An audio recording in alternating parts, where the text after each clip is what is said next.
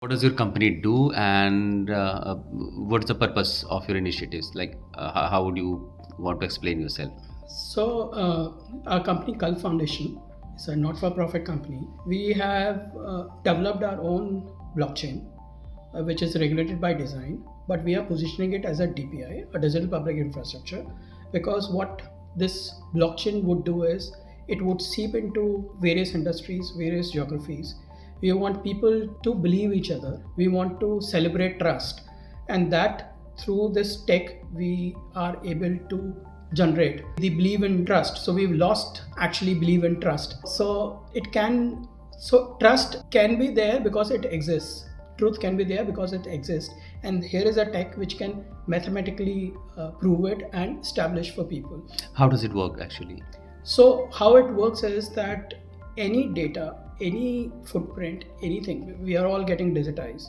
While we are getting digitized, we are creating all kinds of data footprint. Now that data and footprint, if that can become immutable and transparent, so that if you need not prove that you walked a certain path, that path itself is a casting in the stone, so that tomorrow all anybody needs to do is look back, and you don't have to give any document, you don't need to have any witness to prove that you walk that path. So in a simple form, that's what blockchain does.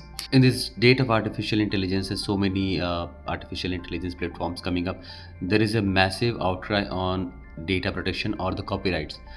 Do you think there can be any way where people can defend their creativity or their content, and it cannot be lifted by any AI unless So, until they have? so I would say, see, AI or bots or crawlers who've been scraping data from across the net, or so data again.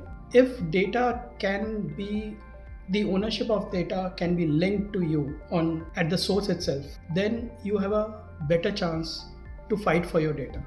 I would not say that you could stop. People use these words that I'm inspired of by that. I've not used that. People have been using that idea, any idea that comes to your mind. So here is a tech which can actually make sure that you tomorrow can put a claim that this was your idea. How can we do that? So at the source itself, today anything that you are creating, you are using one or the other platform. Maybe you're using a Canva to create something, you're using a Word file to type something, or you're using an Adobe or any other thing. What that when you are creating it at that point itself, you could put your claim onto it, and you could put your claim even on work in progress.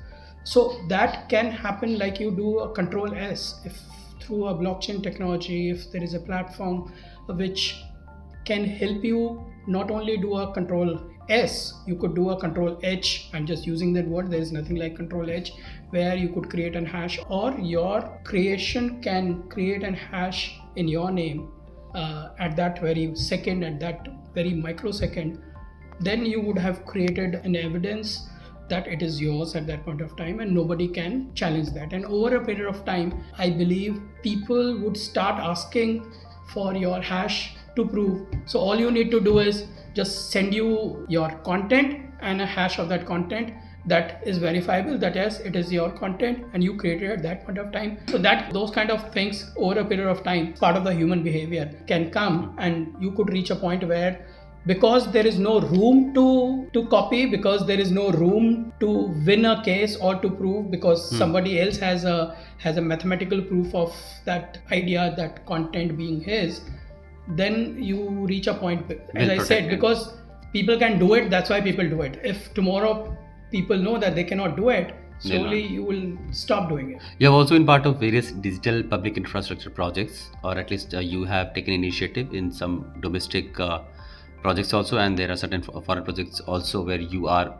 going to be part of those DPI. Could you please give us some reference? So what we are saying is that we are positioned our blockchain as a DPI.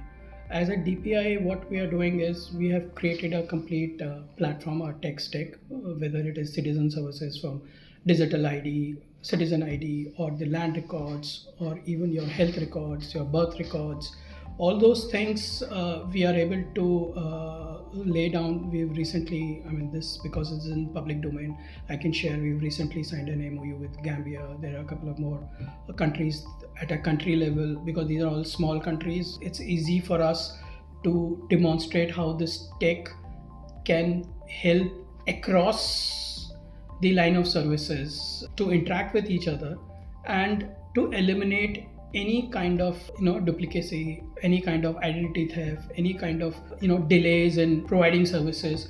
That delays are there because you need to verify whether it is the right person or the right things.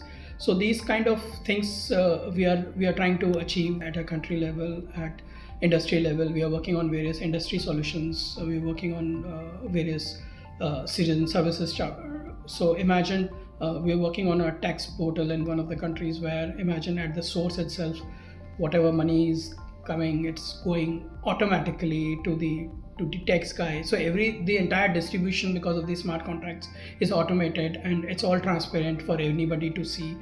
So those kind of things we believe is the future of the digital space. AI is there only we are using it just like a calculator to aid the humankind and the human intention. That's how we have embedded AI into us. And what we are also doing is, because from a data protection point of view, for the AI purpose, if through smart contracts we can decide and govern how AI is using that data, those possibilities are also there. Our R&D department is working and evolving on certain solutions where how we can control AI through blockchain. You also created some sort of a small, UPI model for a university. So Could you please? it's basically not we have created. I mean, incidentally, it's the students who have created. We only provided them the entire industry grade tech platform and the tools. And so what you could do is you could create your own individual close net exchange mechanism, Money exchange. an exchange value exchange mechanism, and then you need to enroll so what they have done is they've enrolled their vendors, they've enrolled whatever in-house ecosystem that they have, and they all are using only one token as a medium of exchange.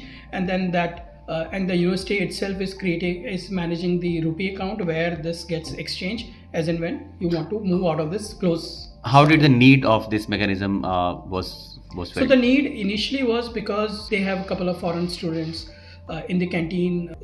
They have these barcodes to scan to payment from UPI and all, and the internal vendors and all. These foreign students didn't have access to any of that. So initially the thought process of the students was for them, but then over a period they realized that what it is also going to do is it is going to teach them how to create a token and all. So from learning to actually using it within that ecosystem was the exciting part for those students, and they've done it. Thank you.